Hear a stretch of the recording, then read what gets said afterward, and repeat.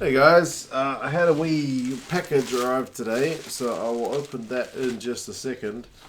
But I thought we'll have a look at some of the news stories that have been going on in the rugby world in the last few days, and yeah, you guys can speculate along with me as to what's going to happen. The first one about one of the best locks in the world, Leone Nakarawa.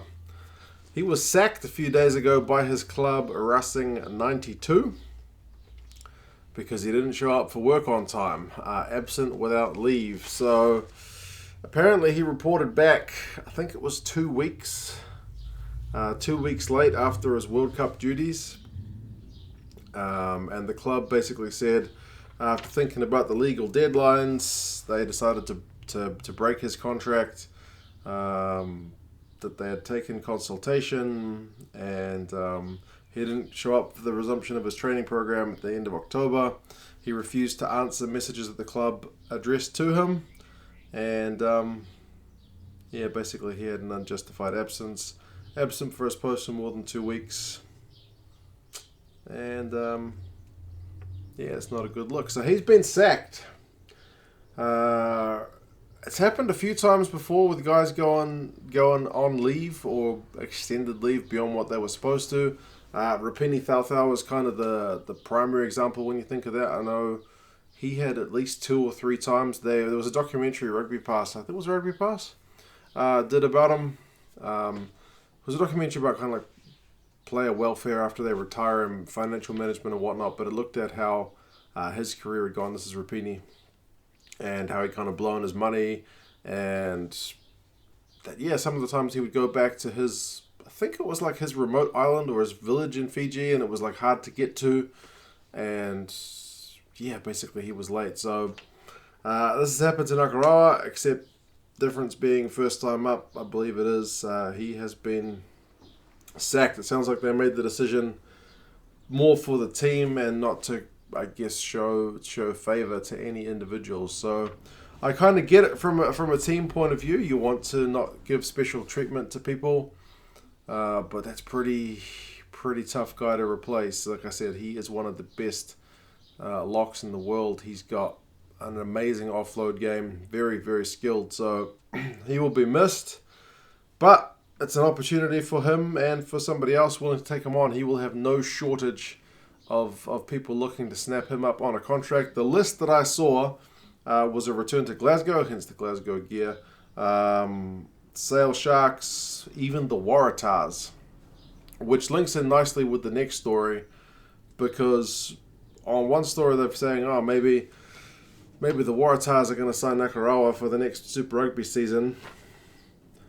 There's also a story saying that the Aussie Super Rugby clubs after this season, the 2020 season, with the new broadcast deal, are probably going to go broke unless the new deal really ups the amount of revenue that they can get just from the TV deal, because this has all come from the New South Wales Waratahs Chairman Roger Davis, who's basically warning Raelene Castle that they need to look at the deal because they're not going to be able to survive with the rejig competition. So if you didn't know, Sunwolves are being cut. It's back to a round robin. So it looks like the number of home games is going from, I think it was 8 down to like 6 or 7.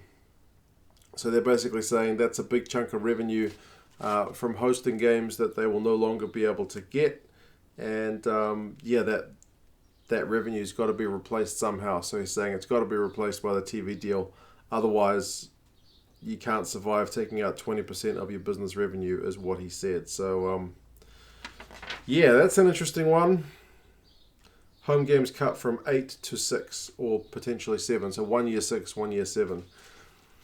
It's an interesting one because I don't know how much money these teams make hosting games. Some of the crowd attendances seem to be horrendous. I would have thought like Eden Park, operating the big stadium, is really hard to break even in itself if you don't get enough crowd along. I know, employing all the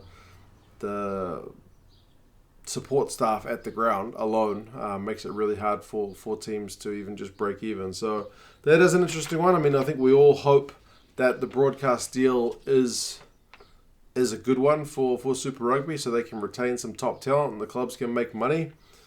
But it is a hard sell because Super Rugby has been a less than shining example of how a competition should be run, and viewing figures and attendance figures are all negative compared to previous years. So whether that broadcast deal is going to improve really does remain to be seen. But hey, we will see. Apparently they're also signing Nakarawa according to those rumours. So got no money, but about to sign one of the biggest players in the world. I would say Glasgow is probably the favourite for that anyway. But yes, and the last one, England are apparently, this one is just a rumour, getting Matt Proudfoot, who was working with the Springboks and their forwards, scrum coach during the World Cup.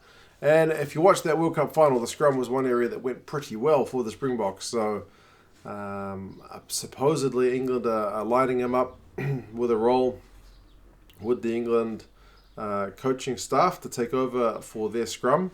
That would be an interesting one if he does sign. Apparently his contract with South African Rugby is up, and there's 3 independent sources linking him up with a move to England. So, I mean, I wouldn't blame them. We still don't know who the South African, the Springboks coach is going to be after Rassie leaves, although he's, remember, staying on as director of rugby, but we don't know who's going to be coach and who that coach will want to bring in terms of their own coaching staff. So if you're Matt Proudfoot, going to cash in on a nice contract might be a nice move, especially after you've been part of that World Cup winning squad.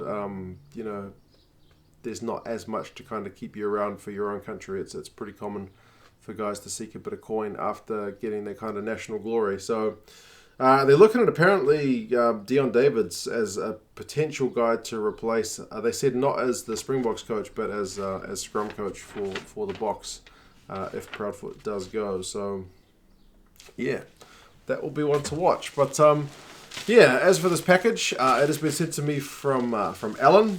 Alan watched one of my old videos where I was doing a call out for flags. You see, I need to change these up. These have been sitting here for ages. Saracens flag, Exeter flag. There's a Harlequins and Leicester one there. Behind these jerseys there's a Bulls flag, Stormers flag. I do like getting some flags. I know some grounds kind of give them away, like the Blues give them away. I've got tons of Blues ones. I offered Alan a Blues one in exchange for the one he sent me, but he's already got Blues ones, so he is all good in that regard. But he has sent one which I feel like is pretty hard to get here in New Zealand. Oh my lord, this is proving difficult to open. I should have opened this off camera. There we go. Got there in the end. But yeah, oh man, he's even sent a flagpole. I usually just send the flags without the pole, but there we go. He has sent through, and this, as I said, probably pretty tough to get in New Zealand. It's from the top league. It's the Kobliko Steelers team flag, basically. So yeah, from Kobe in Japan. I've hardly ever seen. I've seen a little bit. I've seen a little bit of top league in my days when I was watching the Imbiber. He got me into watching a little bit, and I watched like Blues halfback was playing like second five. It was crazy stuff. But yeah.